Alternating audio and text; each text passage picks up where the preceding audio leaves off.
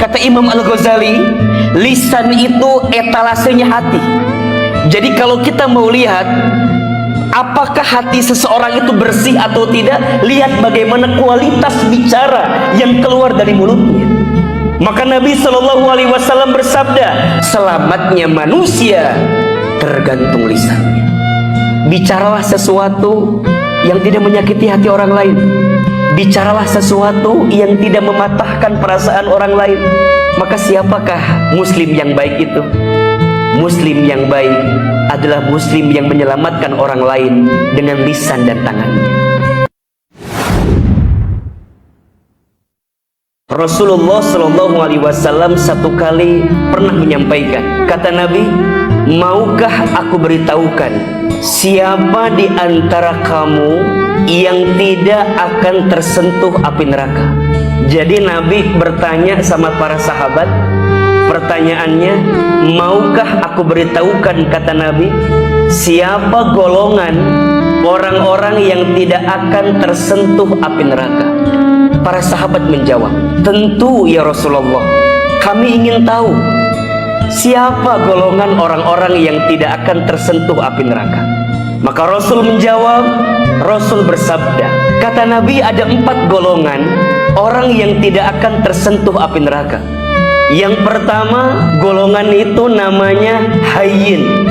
Yang kedua, golongan itu namanya layyin. Yang ketiga, golongan itu namanya qarib. Dan yang keempat, golongan itu namanya sahlin. Siapa 4 golongan ini?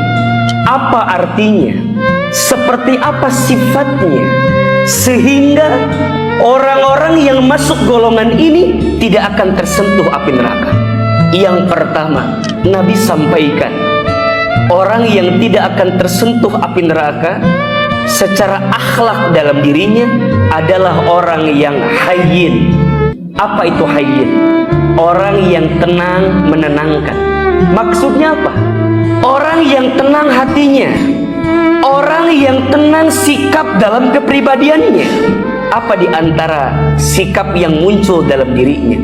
Yaitu orang hayyin ini orang yang tidak sombong dalam hidupnya. Siapa orang yang sombong itu?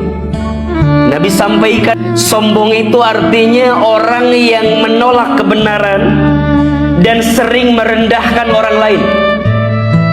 Orang yang merasa dirinya paling benar, orang yang merasa dirinya paling baik, orang yang merasa dirinya paling segalanya, sehingga dia mudah merendahkan orang lain. Pertanyaan selanjutnya, apa biasanya yang membuat seseorang itu sombong dalam hidupnya? Nauzubillah, orang sombong biasanya karena 5 hal. Yang pertama, orang sombong karena hartanya. Yang kedua, orang sombong karena pangkat jabatannya. Yang ketiga, orang sombong karena parasnya atau tampilan dunia yang dimilikinya. Yang keempat, orang sombong karena ilmunya. Dan yang kelima, ada orang yang sombong karena amal ibadahnya. Mohon maaf, orang yang punya sifat sombong dalam dirinya tidak akan pernah mencium wanginya surga. Iblis itu tidak akan pernah masuk surga. Kenapa? Karena punya sifat sombong dalam diri, sehingga surga enggan dimasuki oleh orang yang sombong. Maka mohon maaf, jangan sombong karena harta, karena harta adalah titipan dari Allah. Jangan sombong karena pangkat jabatan, karena pangkat jabatan adalah amanah dari Allah. Jangan sombong karena paras ada masanya, ada waktunya. Jangan sombong karena ilmu, mohon maaf. Jangan merasa pintar, harusnya pintar merasa. Banyak orang yang merasa pintar tapi tidak pintar merasa. Padahal ilmu itu disimpan di hati. Berarti ilmu yang mendekatkan dia dengan Allah, menjadikan hatinya lebih lembut dan tidak mudah menyalahkan orang lain. Dan itu menunjukkan ada kelembutan dalam hatinya. Dan bahkan mohon maaf, jangan sombong karena amal ibadahnya. Jangan merasa soleh, harusnya belajar merasa salah. Karena merasa soleh itu salah dan merasa salah itu soleh. Karena sungguh kita bisa beramal, bisa beribadah. Karena apa? Karena rahmat dari Allah Subhanahu wa Ta'ala. Maka golongan pertama yang tidak akan tersentuh api neraka namanya adalah hayyin, orang yang tenang menenangkan. Maka wajar ketika nanti kita kembali kepada Allah, kita dipanggil ingin masuk surga, apa panggilannya? Duhai hamba-hambaku yang berjiwa tenang. Kenapa yang dipanggil orang yang tenang? Iya, karena dia punya sifat yang mampu menenangkan dalam hidupnya. Maka hadirkanlah sikap hayyin, tenang, menenangkan. Dipuji tidak terbang, dicaci tidak tumbang, tidak silau dengan pujian, tidak galau dengan cacian. Dikayakan belum tentu dimuliakan, dimiskinkan belum tentu dihinakan. Itu hanyalah penilaian manusia. Maka jangan sibuk mengejar penilaian manusia, tapi sibuklah mengejar penilaian Allah Subhanahu wa Ta'ala. Maka orang yang tenang, hartanya digunakan di jalan Allah. Orang yang tenang, pangkat jabatannya jadi amanah yang setiap tanda tangannya digunakan untuk bisa semakin dekat dengan Allah. Dia punya ilmu, ilmunya diamalkan untuk mengajak orang dekat dengan Allah. Dan dia punya amal ibadah, amal ibadahnya jadi satu kebaikan yang memancar kepada orang lain. Bukan untuk membanggakan dirinya, tapi untuk mendapatkan penilaian dari Allah Subhanahu wa Ta'ala. Yang kedua, orang yang tidak akan tersentuh api neraka, golongannya disebut dengan layyin. Apa artinya? Lembut melembutkan. Lisannya terjaga, pikirannya baik sangka, tidak sinis, tidak pesimis, tidak suka memvonis. Kenapa? Karena setiap yang keluar dari lisannya adalah bukti kelembutan hatinya. Maka ingat, kata Imam Al-Ghazali, lisan itu etalasenya hati. Jadi kalau kita mau lihat apakah hati seseorang itu bersih atau tidak, lihat bagaimana kualitas bicara yang keluar dari mulutnya. Maka Nabi SAW bersabda, barang siapa yang beriman kepada Allah dan hari akhir, falyaqul khairan aw liyasmut, berkatalah yang baik atau diam. Dalam hadis yang lain, Nabi bersabda, salamatul insan fi hifdil lisan, selamatnya manusia tergantung lisannya. Orang yang lembut hatinya, lembut lisannya, yang keluar hanyalah kata-kata yang baik, maka kata-kata itulah yang akan mengantarkan kebaikan dalam dirinya. Maka mulai hari ini, bicaralah sesuatu yang tidak menyakiti hati orang lain. Bicaralah sesuatu yang tidak mematahkan perasaan orang lain. Bicaralah sesuatu yang mengajak kebaikan kepada orang lain. Sesungguhnya apa yang kamu sampaikan di lisanmu itu mencerminkan seperti apa kualitas hatimu, dan kualitas hati mencerminkan seperti apa kepribadianmu di pandangan Allah Subhanahu wa Ta'ala. Maka siapakah muslim yang baik itu? Muslim yang baik adalah muslim yang menyelamatkan orang lain dengan lisan dan tangannya. Saat jadi anak, santun kepada orang tua. Berkata ah saja tidak boleh, apalagi membentak, apalagi melawan, apalagi marah, apalagi menghina orang tua. Nauzubillahi min dzalik. Mohon maaf, barang siapa yang menghinakan orang tuanya di dunia, maka jangan kaget, dia akan jadi orang yang hina dalam kehidupan dunianya. Tapi sebaliknya, muliakan orang tuamu, maka Allah muliakan hidupmu. Bahagiakan orang tuamu, maka Allah akan bahagiakan hidupmu. Dan itu bisa terlihat dari lisan yang keluar, kata-katanya. Maka wajar, golongan yang kedua yang tidak akan tersentuh api neraka adalah layyin, orang yang lembut melembutkan. Setiap yang keluar di lisannya adalah kata-kata yang lembut melembutkan. Yang ketiga, golongan yang tidak akan tersentuh api neraka namanya qarib.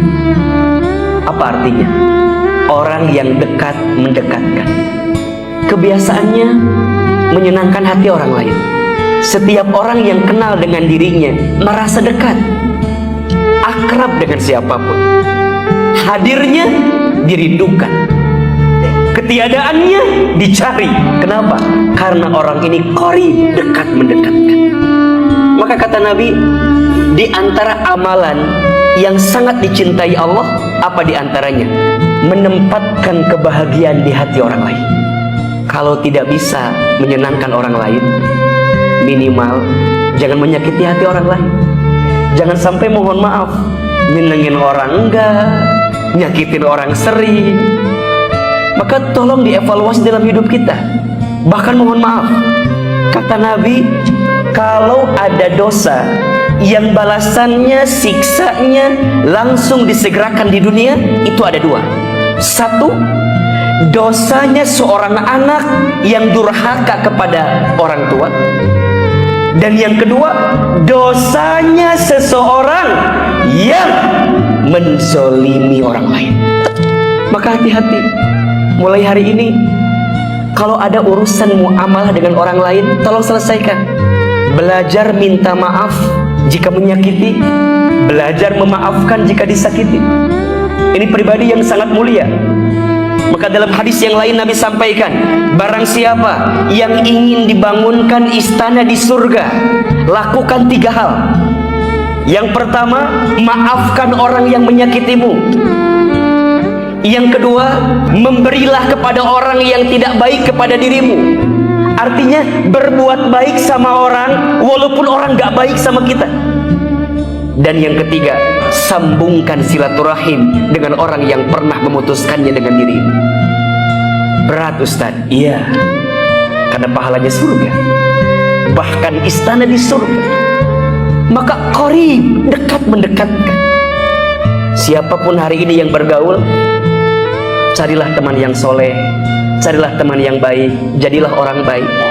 Pada akhirnya jadi kaya, jadi terkenal, jadi punya segalanya, jadi gak penting saat kembali kepada Allah.